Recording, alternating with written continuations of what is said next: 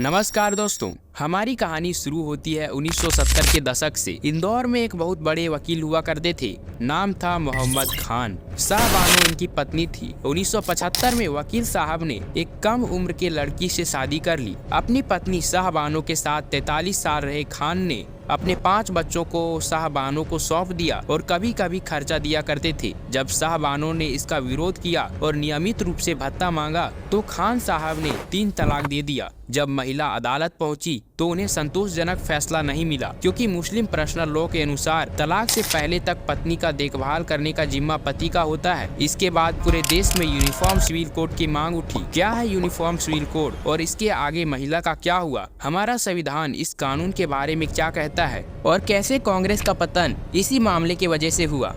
संविधान में भी नागरिकों के समान अधिकार की बात कही गई है।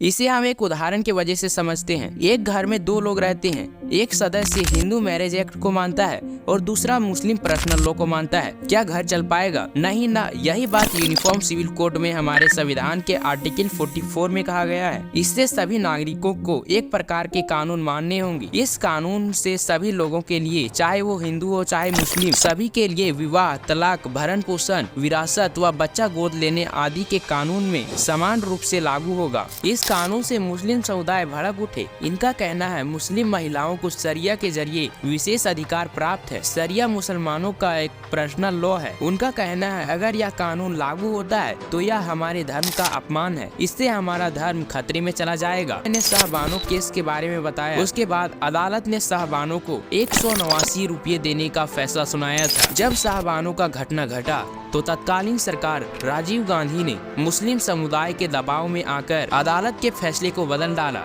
यूनिफॉर्म सिविल कोड के मुद्दे को बीजेपी अपना चुनावी मुद्दा 1990 के दशक से ही बना रहा है, लेकिन इससे भी कहीं पहले 1840 में कॉलोनियल इंडिया से यह मुद्दा चला आ रहा है। अलग अलग राजनेताओं का इसमें अलग अलग विचार थे। डॉक्टर भीमराव अंबेडकर जी जिक्र करते हुए 1948 के संविधान सभा के बैठक में कहे थे, समान नागरिक संहिता में कुछ भी नया नहीं है। विवाह, विरासत के क्षेत्रों को छोड़कर देश में पहले से एक समान नागरिक संहिता मौजूद है, जो संविधान के मसौदे में समान नागरिक संहिता के मुख्य लक्ष्य हैं। यूसीसी भी वैकल्पिक होना चाहिए। गोवा में पुर्तगालियों के शासन के समय से ही समान नागरिक संहिता लागू है। वहाँ इसे गोवा सिविल कोड के नाम से जाना जाता है। कैसा लगा ये वीडियो? अपना विचार हमें बताना ना भूलें और अगर आपको हल्की सी भी जानकारी मिली हो तो अपना सपोर्ट दिखाना ना भूलें। मिलते हैं अगले सप्ताह। तब तक के लिए जय हिंद।